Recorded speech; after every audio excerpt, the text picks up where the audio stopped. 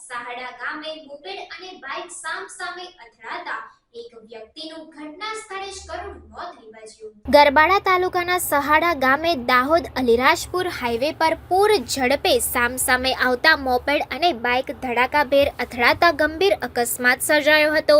જે અકસ્માતમાં નવા ગામના મોપેડ ચાલક રાકેશભાઈ શિવાભાઈ પસાયાનું ઘટના સ્થળે જ કરુણ મોત નીપજ્યું, જ્યારે બાઇક ચાલક તેમજ તેની પાછળ એક વ્યક્તિને ભારે ઈજાઓ પહોંચી હતી, જેમને આસપાસના લોકો દોડી આવી એમ્બ્યુલન્સને જાણ કરતા નજીકના હોસ્પિટલ સારવાર અર્થે ખસેડવામાં આવ્યા હતા।